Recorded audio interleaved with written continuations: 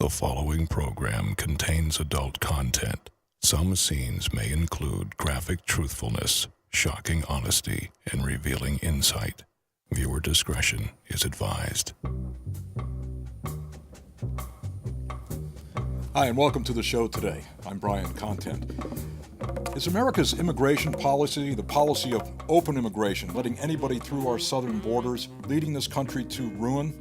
My guest today, Patrick Buchanan, has written a new book with information that is guaranteed to send chills down your spine. We're going to talk to him about what can be done to stop this influx of third world immigrants and what needs to be done, and in a hurry. First, let's check the top news stories of the day. President Bush went before the United Nations General Assembly today for an address to lay out his vision for peace in the Middle East. His remarks included a direct appeal to Muslims to assure them that the United States is not waging war on Islam. On the sidelines, Mr. Bush also took time to press Iran to return at once to international talks on its nuclear program. He threatened consequences for Iran if they do not.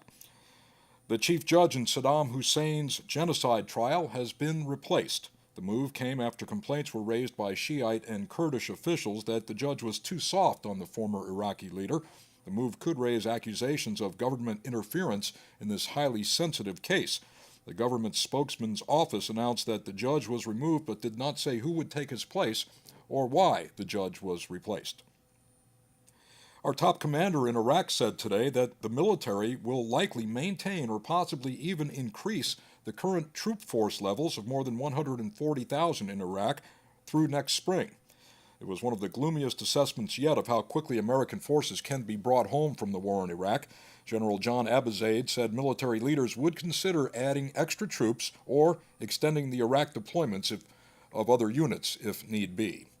Well, there has been a coup in Thailand. The prime minister has been ousted in a bloodless overthrow by the head of that country's military. The prime minister was in New York on a visit at the time when tanks encircled his offices. The new army commander, who has installed himself as the new prime minister, has declared martial law and has suspended the constitution in Thailand. Well, it appears Israel will meet the terms of its ceasefire agreement. Israel's army chief said today that he expected to pull his troops out of Lebanon by this weekend. That would meet a key requirement of the deal that halted the 34-day war with Hezbollah and transfer the remaining security responsibilities along Lebanon's southern border into the hands of the Lebanese army and United Nations peacekeepers. Well, the space shuttle Atlantis will not be coming home as planned tomorrow, NASA delaying the return by at least a day after engineers spotted an object that may have accidentally flown out of the cargo bay. Officials were also concerned about a forecast for inclement weather tomorrow at the landing site. Our forecast calls for partly cloudy skies with just a slight chance of rain overnight, lows in the mid up to upper 70s. And then for tomorrow, the rain chance building to 60% throughout the morning and into the afternoon, with the highs in the upper 80s to low 90s. Well, is it too late to save America from unrestricted third world immigration? Maybe yes, maybe no. The venerable Patrick Buchanan will join me next to talk about his new book. Stay tuned.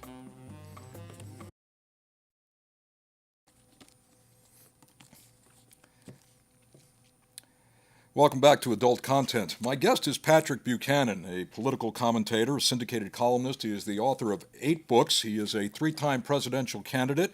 He has also served as a senior advisor to 3 American presidents. He is America's leading populist conservative voice, and he has written a book, one of his 8, this one called State of Emergency, the Third World Invasion and Conquest of America. And Mr. Buchanan, thank you so much for joining me on Adult Content today. It's a real pleasure to have you.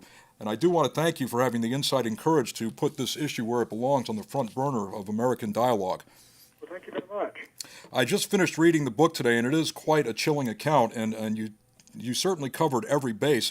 I want to kind of lay out the principle for our viewers here. Can you kind of capsulize, first of all, what the threat we are facing consists of?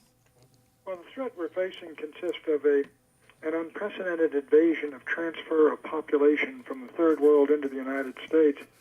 There are now 36 million immigrants in America, 90% of them from third world countries who have never before been assimilated into the United States, into our society, and into our culture. And in addition, 12 million of them, at least, are illegal aliens. And among these illegal aliens, 1 in 12, or about 1 million, have criminal records. Along the border, President Bush says he has stopped 6 million coming in his own 5 years in office, and 1 in 12 of these had a criminal record as well. The number coming from other than Mexico has tripled in 3 years. On the border in the first 5 months, in each of the first 5 months of this year, we stopped 150,000 people crashing the gates of the United States. And so what we're getting is unprecedented invasion of this country that there is no other time in history I can recall a country absorbing this many foreign people at the same time surviving as a nation. And frankly, given the fact that by 2050 we anticipate more than 100 million Hispanics in the American Southwest, I think de facto that will simply revert to Mexico culturally, ethnically, linguistically, socially, if not politically. Let's revert back a little bit because, as you mentioned, as far as you can remember, our immigration policy was never quite like this. And I think you mentioned in your book the Immigration Act of 1965 seemed to be the catalyst for putting us in the position we're in today. What was it like before 1965, and what happened with the Immigration Act of 1965 to change the playing field? Well, and up until from 1890 to 1920, or thereabouts, we had very heavy immigration by those standards. Some 10 to 15 million people poured into the United States, but we declared a timeout in those days. And America was a much stronger country culturally, socially, in the sense that its political leaders demanded assimilation of immigrants, that they learn English, they learn our languages, and we had a 40-year timeout on immigration, where very low or no immigration occurred for 40 years. So in that time, all those children and grandchildren of those immigrants from Eastern and Southern Europe, who had a lot in common with Americans, not everything, but a lot in common, because they were Western and predominantly Christian and European, they were assimilated fully into society. And in 1965, prodded by President Kennedy and President Johnson, we decided to alter the immigration laws and let a few more people in and maybe rearrange the quotas a little differently. What happened was a complete collapse of immigration policy to the point where by 1990, 1.8 million people were arriving every year. 500,000 were breaking in illegally into this country. The whole system has been virtually in collapse. The borders are wide open. There's 2,000 miles there.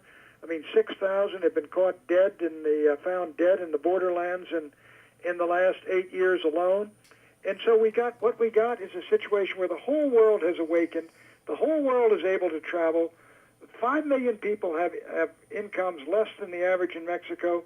46% of Mexicans want to come here, and 58% of them think the Southwest is theirs anyhow. Yeah, that's a major point. This La Reconquista and the Aztlan plan, well, sure. where they have no allegiance to this country, and in fact our allegiance is to Mexico and will remain that way. Well, exactly. Here's what's happening. Unlike, let's say the Jewish folks coming from Tsarist Russia, we're not going back to Tsarist Russia and didn't believe the United States was part of Russia, stolen from Russia. Mm-hmm. They were here to become Americans and to assimilate into American society. But the Mexicans coming are mainly to work now. They're being pushed across their border by the hellish conditions in their own country. Their numbers are enormous. The illegal aliens alone in this country are equal to all the Irish and Jewish and English immigrants we have ever had in our history. And these numbers are continuing to grow. And what's happening in the Southwest, as I said, 100 million are expected to be there by the middle of this century, and heavily concentrated in the Southwest, where native-born Californians who are white and African Americans are leaving, coming back over the mountains. Mm-hmm. So I think what you're going to see is La Reconquista, the reconquest of the American Southwest by Mexico, and Mexican intellectuals and journalists and consuls, and now have picked up the term. In the barrios, of course, there are militants who talk about this land was always our land. This is Aztlan, the historic or mythical land of the Aztec peoples, and their capital is Los Angeles. And you see folks marching under Mexican flags, not wishing to learn English.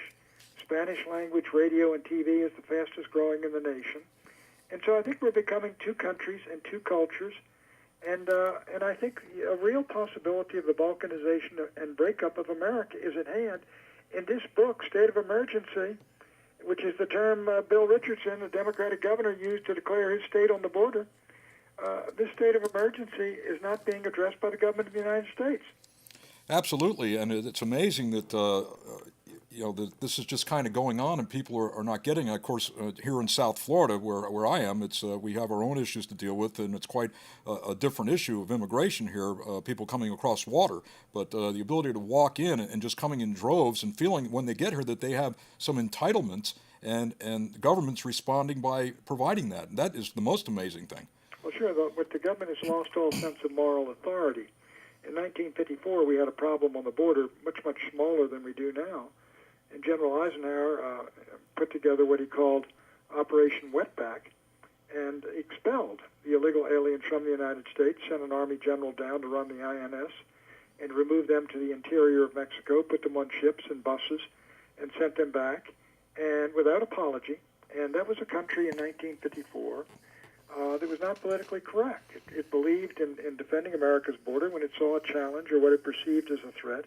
It reacted instantly against it. Mm-hmm. And now we are in a moral paralysis.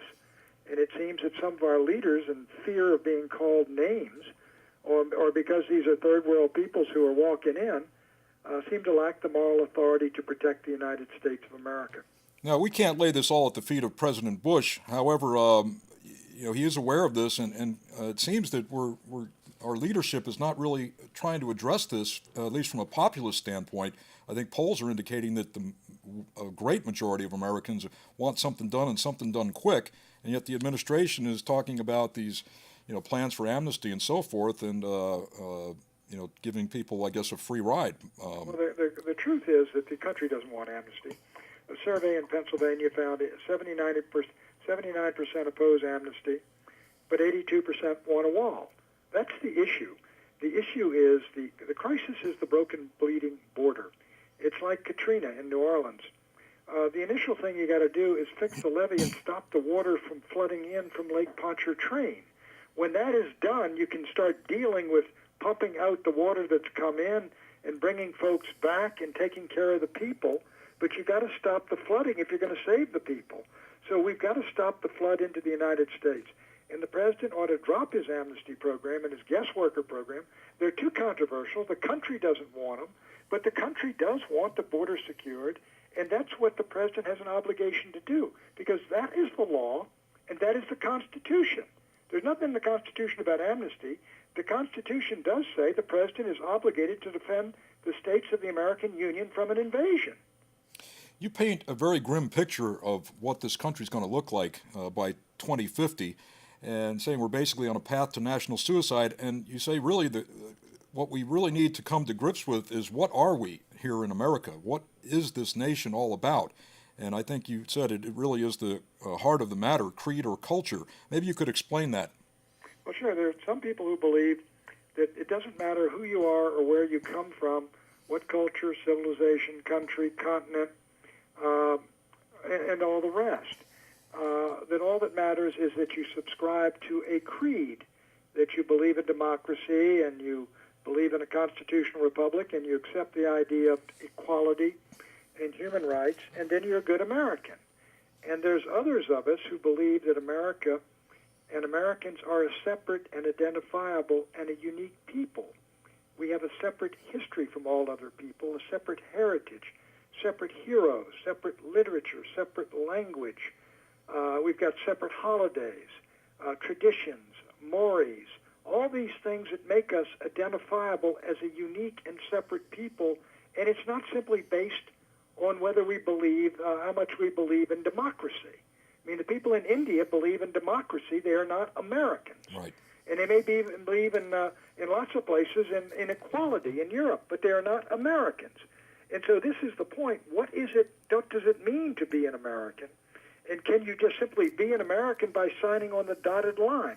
Now, you can be a citizen, but citizenship does not mean a real American, in my judgment, because a real American, but a country is held together by patriotism. And patriotism means love of country and love of one's countrymen to the point where one is willing to die for them. It has aspects of blood and soil and history and heritage. And so I go into this issue of what is an American? Who are we? And can we absorb and assimilate and Americanize people who believe their nationality is Mexican and who are proud Mexicans, or who come from foreign countries simply to work here, and they like the good old USA because it's a nice place to work. I mean, I think America's becoming what Theodore Roosevelt warned against. You know, a tangle of squabbling